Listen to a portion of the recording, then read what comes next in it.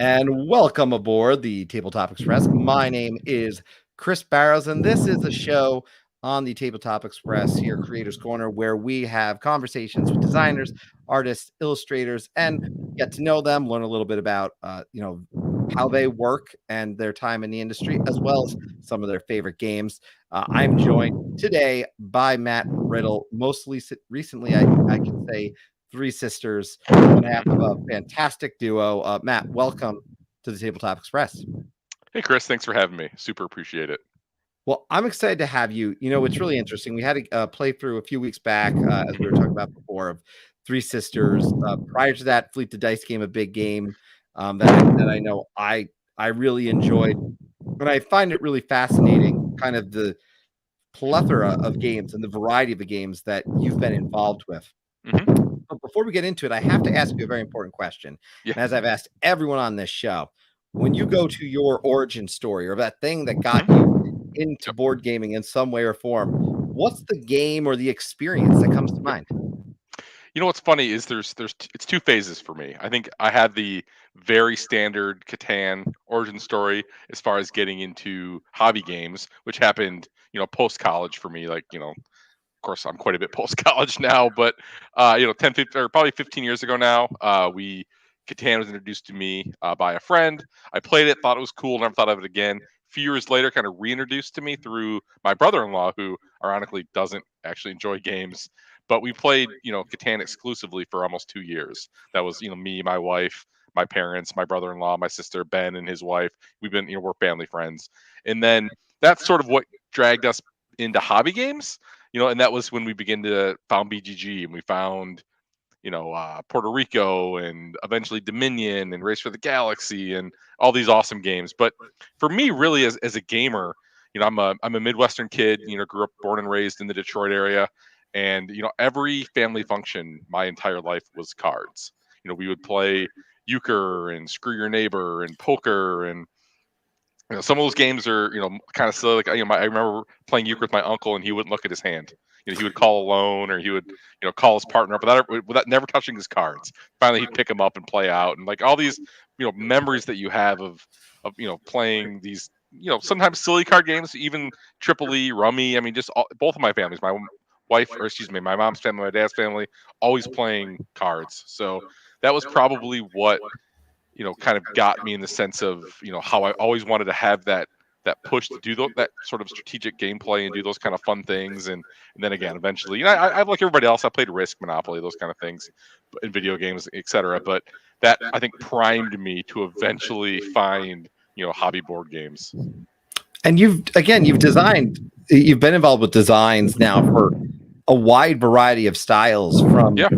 Fleet the Dice game to Wasteland Express delivery service to Mhm. more recently, Three Sisters. And I know you've got a game that will be coming out, and it's really fascinating to me that there's such variety to it, because you've been around the block now. Yeah. It's fair to say Fleet came out 2012. So Mhm. what's been the evolution for you from game design perspective, in deciding what you want to design, Yeah. from theme to mechanics? Because you've seen now a decade worth of games, Yeah. under It's your kind of under your lens. We sure have. It's wild that it's been that long. And I think if you went back and talked to, I guess, geez, it'd be, early 30s Matt, when Ben and I designed Fleet. I've told the story a million times, but we worked together. We've known each other since we were, kids growing up in the same town, went to the same youth group at church, and that's kind of I'm a little bit older than Ben. His brother's kind of my age, and we were all kind of all friends. Went to the same college, the whole deal. So I've known Ben since I was 13, and we worked in the same building. We're engineers for a large company, and he walked up to me one day and said, "Hey, we're going to design a board game." I said, "Okay."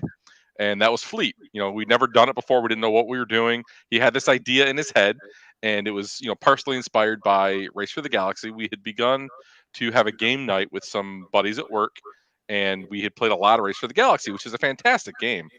But there's some frustration sometimes in that game when you're looking for a certain card, or you're kind of drawing for, like I always talk about looking for Emperor Palpatine, which is like the defense buff card, the 6 cost defense card. And, we had talked about, man, wish we had a game kind of like this with multi-use cards, but, where you had access to the good cards, and that was kind of his impetus for Fleet, right? The licenses and the way that was an auction, and the multi-use cards. To take it a step further, so to speak, than race, where there's money and there's BP and there's like boat cost, and I think we were naive and thought we invented multi-use cards, which was silly because we certainly hadn't. But that was our first attempt at designing a game, frankly, and it took, gosh, year and a half, 2 years, and then we sold it to Eagle Griffin, which was fantastic, and then we were pretty slow after that. But what we never did, to get back to the actual question, is we didn't pin ourselves down either on purpose or just because. We always just kind of designed what a lot of times the idea is Ben's more the idea person, I'm more of the see it through person. So we're really good, I think, probably because we're engineers and pretty analytical at starting and dismissing, which is important as a designer, frankly, Chris, is that you move on from things. If you get stuck on something for a long time that's not worth your time, and it's hard to be objective and realize that sometimes, then you don't make progress because you're working on the same thing over and over again. We got very good at moving on from things. So while I think our first love will always be card games, which is why we do have a pretty good pile of card games, otherwise it was just whatever the idea led to, on any given design project. It is interesting though, because as you're talking about, designers come of board games from many walks in life, creative minds, as you're saying, engineers. And as I was thinking about even the way that you look at design of, say, Fleet the Dice game, or more recently Three Sisters, I mean, I can see that engineering mindset of how does this work? All right, like we're putting a system together, which so it's interesting to go back to that. But those games, obviously, that was an evolution to go, say, from Fleet the Dice game, and that was a shift because you're going from cards to a flip and write / roll and write kind of style. So how do you go then when decide to do something like that versus a brand new concept? Because you do see a lot of games out there where, all right, we're going to make the roll and write version of this now, but it's not always necessarily, and some are better than others for a reason, I guess, but some games don't necessarily need that roll and write version. Fleet the Dice game has turned out to be one of your highest rated games if you look at BGG. I mean, and I'd argue before Three Sisters, it might have been many people's favorite games from both of you. Yeah, no, I agree, and that was interesting because I think Ben we'd always joked around about making a dice game of Fleet, just because. I mean, Fleet was it did very well. It sold a nice chunk of copies. It was by no means a smash hit or anything, but it's an evergreen. It sells, a decent amount every year, not tons and tons, but hundreds of copies, and that's great. And people like it, and it's out there. And we thought, hey, it'd be fun to, kind of use, that we'll call it universe again, for lack of a better word, and that was probably the impetus behind making a game. It has nothing to do gameplay wise, frankly. Or Fleet the Dice game being a roll and write was really because Ben kind of had the idea of the left-hand sheet, which was sort of the way the boats work and you catch fish. And we played some roll and writes, and he kind of wanted to do one, and that's just where it came from. And it wasn't. I'm not really sure, retrospectively, right, if that game needed to be Fleet. It could have been anything, from a perspective of, that theme works because we know it very well, and we're able to integrate mechanically and thematically, as much as you can in a roll and write. So, but it wasn't like it was, a direct mechanical, step from Fleet. It was just, frankly, the same theme, and we wanted to make that kind of heavy roll and write. And we began working on the idea of having the second sheet, and which led to like the different buildings you could buy, and sort of the different powers that are there, while you're still managing the left-hand sheet, which is the licenses and catching fish and stuff. So that was the idea was really that, independent of it being a separate, like a follow-on to Fleet. And then to your point with Three Sisters, it is the successor to Fleet on purpose, right? We wanted to do it because when we decided to step out on our own and do Motor City GameWorks, we wanted to build off of Fleet's success, because to your point, it honestly probably is our best rated, excuse me, our most critical success, and it's sold very well in addition to that. So we wanted to kind of build off of that with a design with a different theme and a different, kind of maybe a slight next step, with a different draft, different way we kind of did the dice interaction and things like that. Yeah. It's interesting. I wanted to say, Danielle points out that Fleet the Dice game is one she plays regularly, and she's waiting for Three Sisters. When it comes down to Fleet the Dice game, there is a solo mode. There is Three Sisters. The solo mode, obviously, a critical piece for a lot of people. Thank you for Man Meeple. Apparently, we do have some sort of an echo. I don't know if it's on my end or your end. But we'll double check I on that. apologize. Yeah, no, appreciate the heads up. That's what I love about a live audience, because we learn things, right? Man of the Meeple, by the way, good to see you. So thank you for stopping by. I was thinking about this as you talk about that evolution, right? And there's two evolutions really that happened. It's the evolution of something that you did, which was the 2 sheets, right? Because I had not seen that much. Where does that come from? Where, like, was that something from kind of the creative juices of Ben, that he just wanted to explore, and what's kind of that origin? Because it really did turn into something, and then eventually later down the road, you have something like Hadrian's Wall, which gets extremely heavy with 2 sheets, and so you still Mm-hmm. don't see a ton of the 2 sheets in roll and write, so it's still relatively, for the most part, not used all that often. Yeah, it was certainly an aspect of setting out to do everything we wanted to do with Fleet the Dice game. The fact that it was 2 sheets was as much form factor as anything. It wasn't, you know, um, we knew that we had to fit in that kind of fleet size box. So silly as that restriction was, that was really what drove us towards the second sheet. And then it became a way to split data up in ways that frankly helps the players manage the amount of data that flows. And again, Hadrian's Wall does the same thing, right? The left hand sheet in that game is very much building the wall, and you're kind of working your way up those giant ladders. You could almost call them on the side with with certainly a whole mess underneath that is whatever theme. But then the right hand side is again kind of like Fleet the Dice game in the sense that's more of your your sort of separate or disparate even in some cases abilities and powers that you can build and buy and focus on. So it was really a matter of just wanting to have access, have that data, because what you're really doing with the roll and write, which is really the awesome bit about them, is that taking all of the things that you would have on a board game of a decent size, because really as I love roll and write, so it is in no way an insult to me to to call these the best roll and write or heavy roll or whatever, but the reality of it is these are board games that have a different form factor, right? Because everything that we do in Fleet the Dice game and then Three Sisters and now Motor City are things that you could do with chits and board spaces and meeples and moving things around, but you're condensing it into a sheet and you're giving all that data up front.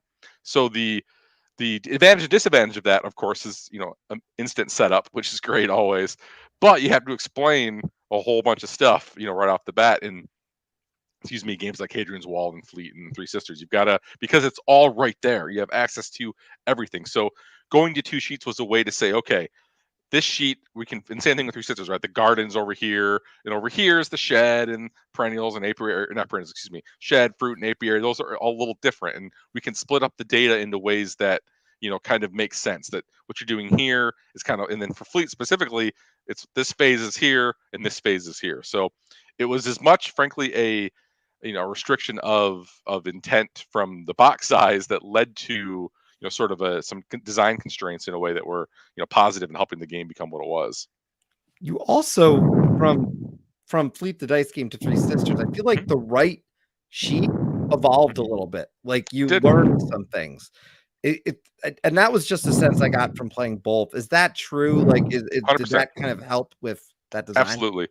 It absolutely did. So, one of the things that we wanted to do in Three Sisters, frankly, was evolve, what was the town in Fleet Dice and kind of take that a little farther and make it a little more specific in Three Sisters, where where Fleet's got a bunch of cool buildings that kind of do powers. There's a lot less direct interaction back to the other things that you're doing. Where in Three Sisters, a lot of the shed items are specific interactions with specific other things. So like the hive tool interacts with crocus in the apiary, and the pumpkin carving kit is specific to the pumpkins. So instead of having with Fleet where it was more again, more different ways to score, different kind of bonus powers. This was specific interactions between items on your two sheets. Part of that was driven by that. Part of that reason we could evolve that way was because of the rondelle and the way that we do the dice draft on the rondelle. It allowed us to be more specific with our actions, because the reality of it is, Fleet had two actions, right? There's fishing and not fishing, and then not fishing, of course, different choices. But the different actions in Three Sisters are more specific. And what's interesting, for me, right, because once we kind of went down this heavy roll and write train, we'll use a euphemism appropriate to the show. It was, we decided that was kind of going to be for now what Motor City Games Works does. So our next one, Motor City, is different because it doesn't build off Three Sisters and Fleet. It's its own entity entirely. And purposefully, again, it's one of the things we wanted to do was obviously explore the space and do new things. So, but yeah, certainly with Three Sisters, it was a direct, evolution and design intent from Fleet. Can you talk about that evolution, because it has become a series? And I know people 100%. are excited because after Three Sisters delivered with the Kickstarter, and then it became announced that there's another game coming out, and I could tell based on some of the stories you already told, it sounds like near and dear to your heart in terms of where you've, where you have, where you lived, grew up, and it's fascinating to see I think the reaction from people. It's a lot of people just saying like, nope, this is an instant buy. I can't wait to back this. And I imagine that feels good, obviously, as a designer, but I mean, it was neat to see. I know as a fan of the game, to see people just getting excited and almost like blindly, like, I got to try that one now. Yeah, that is, we were somewhat purposeful in deciding that that's how we were going to do, because we're not doing this to become Asmodee or Eagle Griffin. We're not going to have a booth at a con. We're not going to get into that world, right? We have full-time jobs, both of us, and families and other things to do. So, we're going to design our one game a year. We've got our another designer, Adam Hill, who's a local guy who works with us now, and he was actually the lead designer on Motor City, which is probably one of the reasons it is different enough from Fleet and Three Sisters. And I mean, not that I say lead designer, I mean we all work together equally, but it was kind of his impetus, right, was a lot of that design. So when it is, the part of your question, right, being near and dear to our hearts, Ben and I both grew up, again, as engineers, right? You're by default going to be automotive related around here. Now we happen to both not be. Ben never really was. I was for a bit, but still, we grew up with cars, and you grew up with everybody's mom, dad, uncle, aunt works at GM or Ford or Chrysler, and or a supplier thereof, and you can't help but be that be part of your life in the Detroit area. So as a theme, it allowed us to do a couple things. We had done Fleet, obviously, which is fishing, and then Three Sisters was the kind of the backyard garden. And while we love the nature theme, we had kind of had this idea, to do an engine building roll and ride. And the original joke was an engine building game about building engines. It's not about building engines, but it is about building cars, which is close. And we wanted to do that for a while. And this to your point, series of games that we're developing now that we call the Loaded Roll and Write series has allowed us to do that. It's allowed us to kind of revisit that theme and that design space with a theme that we wanted to really investigate. Yeah, and again, you take from a lot of experience. I mean, one of the games that we didn't talk too much about this tonight here, but I just want to know, because I have this in my collection, which is one of the most beautiful inserts I've ever seen. Wasteland Express delivery service. So a pickup and delivery. You've been involved just in such a variety of mechanics outside of roll and write for yourself. Do you have a favorite mechanic that like someone says, yes, I definitely want to play? Because obviously roll and write, you it sounds like you're going to jump on that, but anything else that you really enjoy style wise? So as a player, boy, I'm an omni gamer. I mean, I tend to prefer heavy, or deeper, or whatever word you want to use. But that's more specific for my play style. And a lot of those, sort of modern Euros, especially like the by the Italian designers, and I love a lot of those. They don't have a central mechanic that is the crux of the game. A lot of times there's usually a clever action selection bit, right? And action selection is such a generic term because it means everything. And then you're doing, I always call it Euro stuff around that action selection or whatever it might be. So it's cheating to say like worker placement, because everything's worker placement at the end of the day. But I do truly love those types of games though, where you've got the big open board with lots of choices on there, and you've got to make your difficult decisions on what you're going to do now and what you're going to try to accomplish, and that's what I love playing. I think for designing, I like card games. I love nothing more than the numbers on a card, right? The themes are always whatever the themes are, even ours, Stellar, Sebastopol, etc. Ladder 29. Their themes are there. They're there to provide art, something to look at. But at the end of the day, all that really matters, right? You have this beautiful card, like we love, like Sebastopol, right? Is a game of ours came out last year from Renegade, and Beth Sobel, who's one of the best in the business, did just ridiculously gorgeous art and these fully illustrated beautiful cards, and all that actually matters from a gameplay perspective is the little number in the corner, right? The rest of it is completely just window dressing, but I mean, awesome It window was dressing. But that what you just mentioned, and Stellar yeah, stood out to me as just beautiful. Stellar, I enjoy Stellar quite a bit. I have that. thanks. I have not got a chance to play your more Yeah. recent one that you just mentioned, unfortunately. But yeah, they definitely have that going for them. One thing that I want to make sure I ask you, but Mhm. before that you have a chance to escape here, um, I got to ask, what is it like to though have a good partner? Because we Mhm. talked a little bit this before. What does a good partner mean to the design process for you, and just overall on any kind of project? Because Yeah. obviously, you and Ben have worked on a lot of stuff Yep. together, and you've got a flow going, obviously. So, what has that partnership meant for you? Yeah, I think it's critical, as for me, there's a couple of reasons, right? I wouldn't be doing this if Ben hadn't walked up to me and said we were doing it, whatever, 15 years ago, 14 years ago now. Only because it's just not a space that I don't have like little black designer notebook like a lot of folks do where they jot ideas down, and that's just not how I operate. I need something there that I can then build off of, right? Like I need a lump of clay. I can't figure out how to make the clay or whatever dumb analogy you want to use. But where Ben again is a lot better at the idea generation. So with a partnership, if it's the right partner, I think that's always important. For Ben and I, it's because we have different talents. Even within the design perspective, we see things differently. I tend to be a little more tactical. I probably have a slightly faster CPU when it comes to processing things, but he's miles ahead of me when it comes to seeing down the path, right? Like, chess, he plays chess, and the strategic, the deeply strategic games, sometimes I know I'm drawing dead because he's better at going to the end game working backwards than I am. I'm better at evaluating what's in front of me, making all my, looking at everything, making the best decision possible, evaluating all the circumstances and kind of making a call. That's where my strengths lie, where he's the opposite. He's back forward. So I think that helps, but really honestly, what it comes down to is having someone that you trust and that you can be honest with. And that has nothing to do with game design, frankly. That's just a partnership in anything. The reason that I knew Ben and I could do this, this company together as well is for those reasons, is because he's someone that, I don't have to play games with.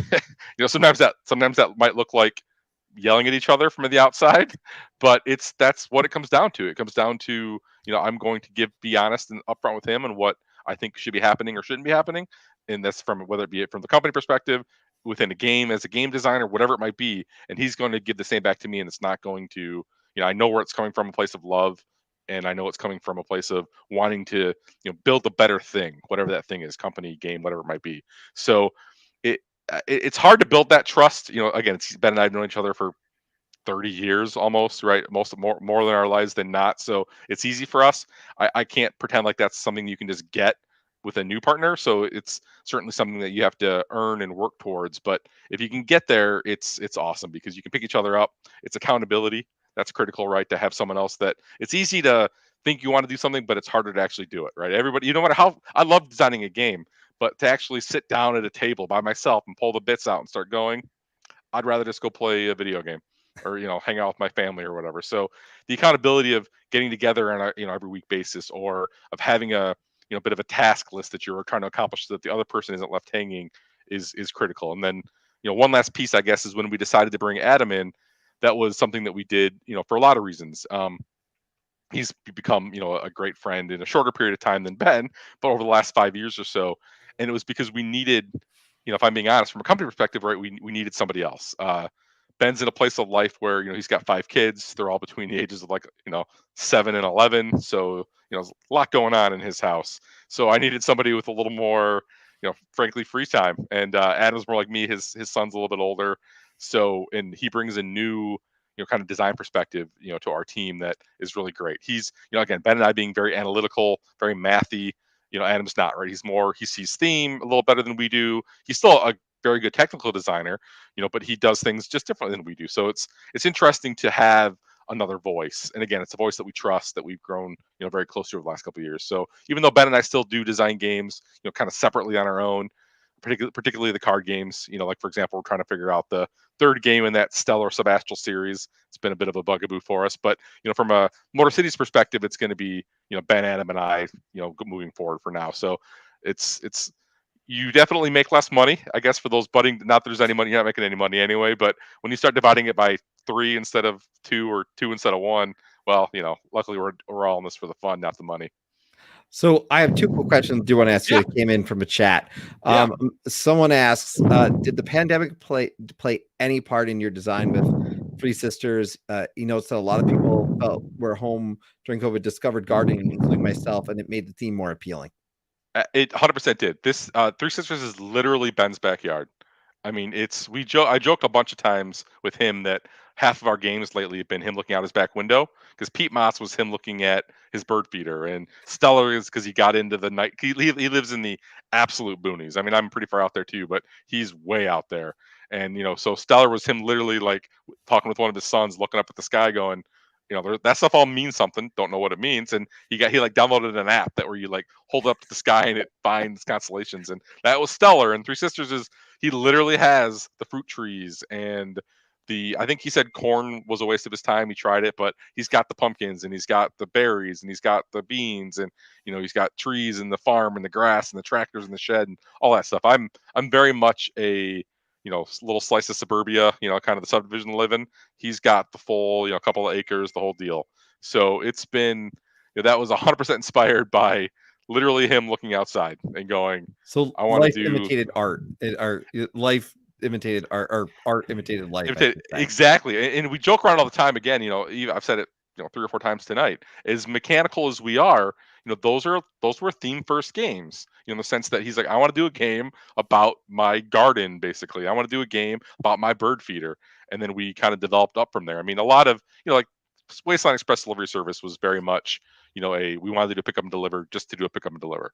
And originally it was Space Vikings, and then it was regular Vikings, or some order like that. And then eventually it became Wasteland Express when John Gilmore got involved, with us. So it was, while those were definitely mechanics first and they had their own evolution, Three Sisters was very much theme first. You just had a perfect setup. Brian did want to ask what new ideas or mechanics are coming up in Motor City. Yeah, so what you're going to see, you think Motor City, the next roll and write. So assuming he's asking about that, not the company. Yes. So yes. yeah, good. So what's interesting about Motor City is that it's very much, even more than Fleet and Three Sisters, I'll call it a distilled Euro. And it feels, in my opinion, and maybe this is Adam's inspiration, because Adam's favorite designers, again, are those kind of that Italian team that does all those great games.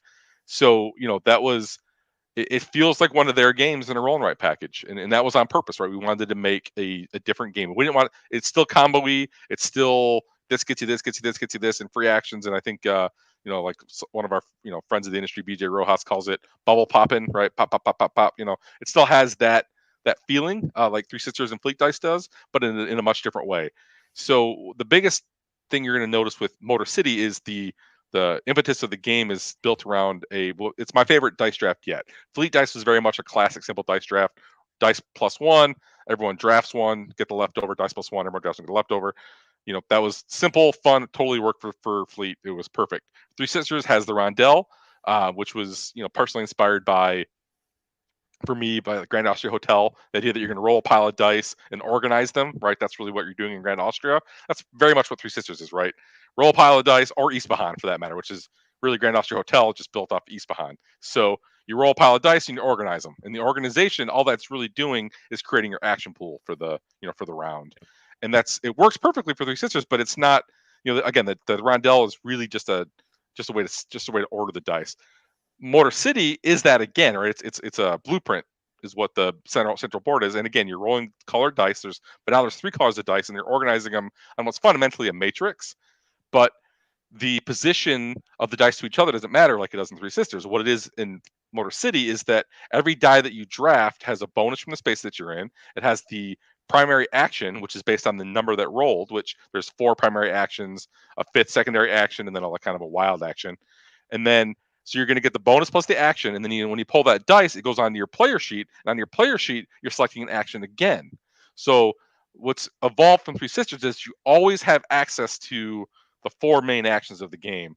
It's just up to you the order that you want to take them in, because you're going to get a bonus plus an action, and then so every die you take is really doing 3 separate things for you. It's generating a bonus and 2 separate actions. Now there's also an auditor who gets in your way and some other things that we kind of mix that up, but it was it was surprising to me because I think it's actually easier to explain than Three Sisters, but it's definitely more complicated to, you know, for folks to kind of get their head around the action selection, because not because it's complicated, that's not the wrong word, but there's every one little choice to pick in, like the blue 3 is a 3-tiered decision. So you've got to think through, okay, I'm going to do this, then I'm going to do this, I'm going to get that, I'm going to go here, I'm going to go here. And then that's all that does is tell you where to mark on your sheets. Then you go to your sheets and you go mark, mark, mark. Okay, well, that got me something over here. Mark, that got me something over here. Mark. So that one little action can go boom, boom, boom, boom, boom, boom, boom, boom. So It gets the it's, engine going, which is always my favorite moment in yes, these it games. is. So And that's what it, roll and writes can do. You know, that's why we love working in this space, because if you do it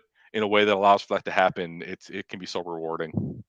yeah, it's funny that you mentioned back because it's literally like right there. Grand Austria Hotel is sitting on the Yeah, shelf. it's my So favorite. You want to talk about my favorite game? That's one of the top 2 or 3 for me. So, that is my unplayed copy of Grand Austria Hotel that I need to get off the shelf. oh wow, Really it's poorly. awesome. I've It's done a bad really job good. with that one. I need to play it badly. I'll make sure I fix that this year. Before you Good. go, Yeah. I did want to say when we did play a copy, when we did play Three Sisters, one of the people who Mhm. joined us was Two Most Difficult, and Two Most Difficult just chimed in and said that this channel just got us interested in Three Sisters, and Three Sisters was good enough for us to want to review it.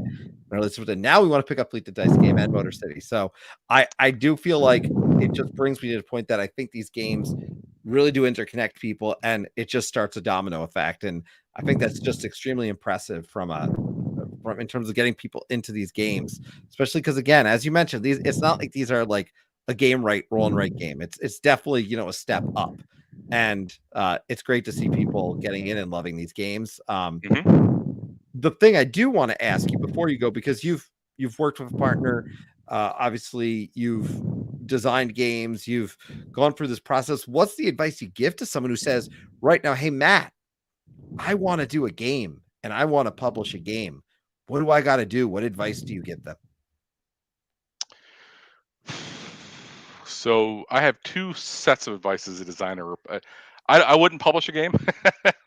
um, I think there's a lot there that isn't fun, and I mean that you have to want to run a business, and I'm not sure, and you have to know going in that's what you want to do.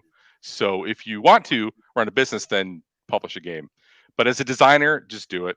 Just make your game, whatever it is. You know, I think we've done a really good job recently of making sure that this space is open for anybody. And I think that was for a long time it wasn't. And I think it's great to see that we've got to the point now where we're so much better at bringing new voices in. So I think the only way you're ever going to publish, or excuse me, make a game, design a game, is to start. And I know that's kind of pithy advice, but it's just the truth. Whatever your idea is, make it and try it. Right? Start playing it, and you'll figure out right away whether it's actually working or not. And that's not something that is easy to tell right away. It's something that you get better at when you design more games and you work on more games and you become a more mature designer. But at first, you're not going to be able to tell necessarily, which is why I think it's great to have a partner or a playtest group or other voices that you can interact with that can give you feedback. The way that it starts is to just make the first thing. And I remember seeing a very viral tweet about, your first 50 podcasts, all the kind of everything's going to be bad at first, whatever it was. And it was exactly correct, and, even though Fleet was our first design, right, it wasn't a good game at first. It took that was almost 2 years, I think, a year and a half to get it to the point of being a good game. Um,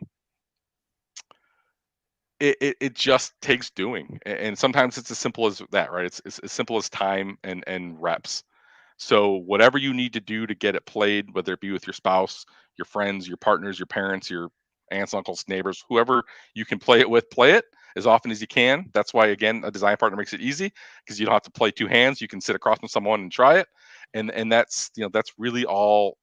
There's a million pieces of design device out there, but none of them to me are more important than just making your prototype and playing it. Whatever your idea is, don't wait for it to be perfect. Don't try to figure your rules out. Don't do any of that. Start playing it immediately. I love it, and I will. It's a good opportunity before you go to also point out that Mhm. they did just announce today. I was lucky enough, as was Ryan on this channel, to help judge the Cardboard Edison Award, Yep. which should unpublished Yep. games, and it's another the fact that it is out there. There's a way to get seen. So I'd also send people over there and just say, go check out Cardboard Edison finalists have been announced, and there's some really Absolutely. interesting stuff in there, some really cool things. So I can say that much. And I will point out something you said, Matt, when you talk about partners. Mhm. It did remind me. I feel like it's important, just in light of that conversation. To point out, I feel really lucky because on this channel, I brought on Ryan this past year, and it is Mhm. one of those things. It's made all the world's difference. So Yep. I know when Ryan eventually watches it, he's heard this from before, but I'll say it publicly because it changed the game when I brought Ryan on, and I do see that value in partnership more than ever. Because I most of my stuff I've had a partner on, and this was the first project I had it. So it is a real joy. So I Mhm. appreciate that you speaking to that because I think that's important for people to hear about what it means to have a good partner. Yeah. Yep. Absolutely. But I want to thank you for coming aboard the Tabletop Express, sharing your experience, your background, and a little bit about yourself. For anyone, if this is your first time on the Tabletop Express, feel free to give us a like and subscribe. Creators Corner is at the heart of our channel. We will do pieces around the games from our designers that we have on illustrators, artists. And if you have an illustrator, artist, or designer you think deserves their story to be told, please let us know. Tweet at us. And we love just having conversations here on the channel. I want to thank Matt for joining me tonight. And with that, I just want to say have a great night, everyone. And thank you for coming aboard the Tabletop Express.